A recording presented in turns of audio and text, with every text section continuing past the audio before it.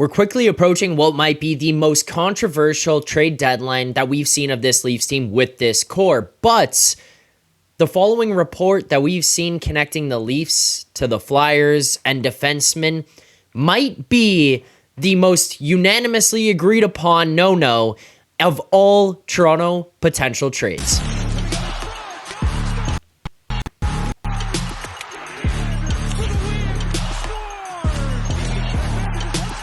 Welcome back to Third Man In. I'm Zack Phillips, and in today's video, we're going to be breaking down the trade rumors surrounding the Toronto Maple Leafs, the Philadelphia Flyers, and a big defenseman named Rasmus Ristolainen.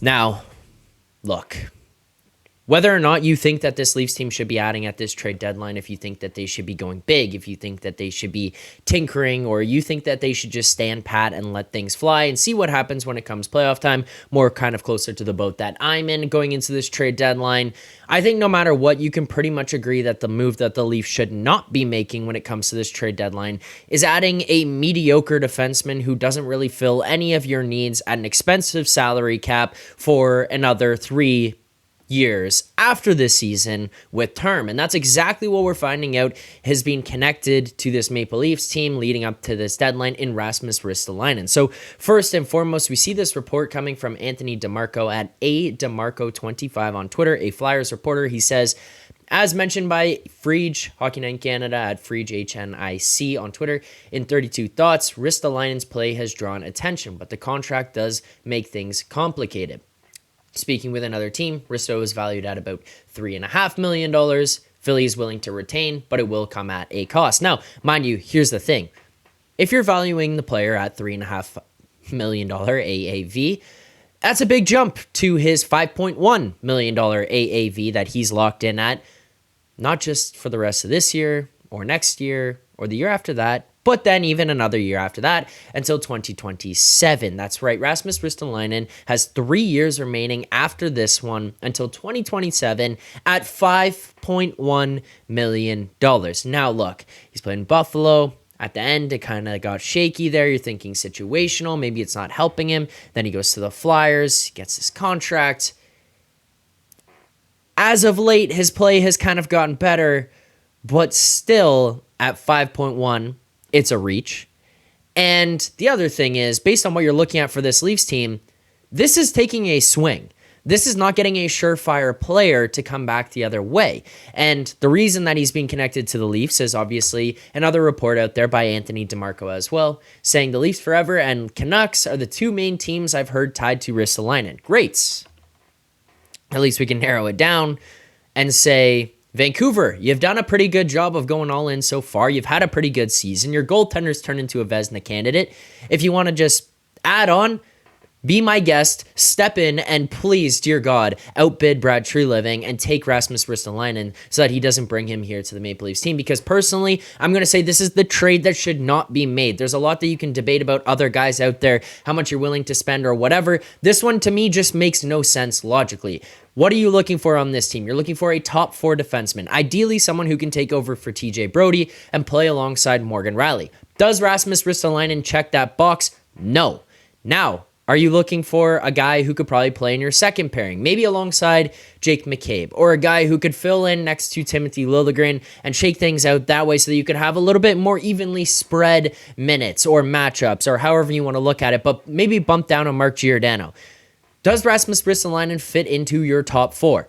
No. Okay, so if you're looking at a guy here now at $5.1 million for another 3 years after this one, who doesn't fit on your first pairing, probably not the greatest fit on your second pairing. He could do it, but is he a big upgrade? I don't really think so personally. That's my own opinion. I just don't think so. I don't think he's an upgrade at least. I think he's just a guy who can play the top 4. He could probably play into that second role, but he doesn't make you any better. So now what?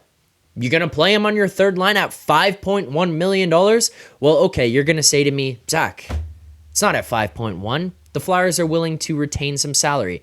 Guys, if you're looking at a player for 3 more seasons at $5.1 million. The amount that's going to need to be retained, by the way, is going to cost a lot going the other way. To say to the Flyers, here, this is what we will give you to eat this money for this player to not play on your team, for this player to go somewhere else, go away from you, and get him out of your organization and off your books.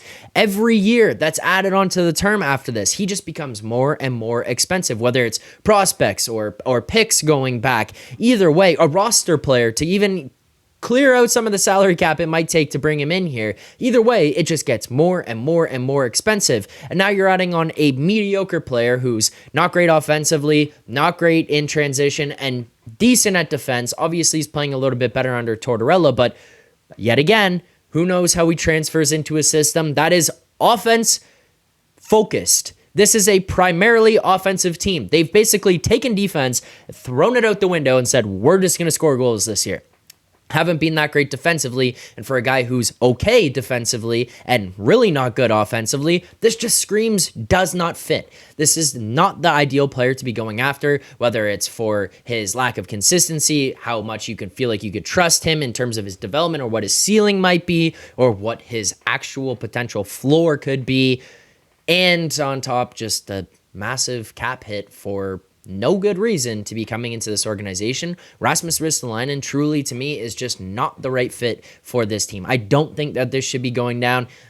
Thank you to Anthony DeMarco for bringing this to our attention here today and creating some buzz online. I've talked about it numerous times about the fact that if you're going to be going and trading as the Leafs this season or this trade deadline, you're looking for guys with term, because if you're going to be moving on from prospects or picks or things that could be helping you within the next 2 to 3 seasons with this team, you're looking to bring back guys who are going to be here during that duration of time that those picks could have come in and helped you. You're going to be looking for a guy with another couple of years who could potentially be, I don't know, 25 to 28 years old, 29. Ristolainen, okay, fits the age gap, but outside of that, you understand what I'm saying? You're going to get a guy who's going to be here for 2, 3 years, maybe 4 years after the fact when he's going to come in here. He's going to be on a reasonable cap hit, and if he's not, well, then he's going to be a damn good player who's going to really impact your team every single season. Ideally, a top 4 defenseman, and even more, a cherry on top, a guy who can play alongside Morgan Riley and take over your first pair.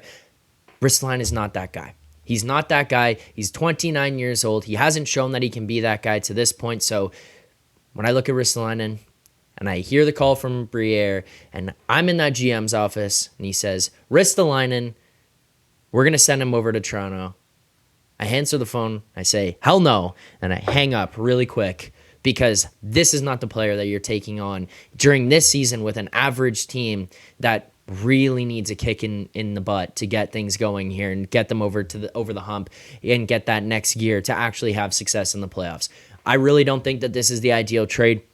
If you disagree with me, please let me know in the comments below. I'm interested to hear where you guys come in on this. If you think Ristolainen might be the good player to add, if you're opposed to this, I want to know your thoughts. So drop those in the comments below as well. While you're at it, please hit that like button, subscribe here to the channel, and turn on notifications so you get notified every single time we go live here on this channel or more videos just like this one drop. You won't want to miss a thing, so continue to do that. We do appreciate all your support here. Let's get it to 2,500 subscribers by the playoff time.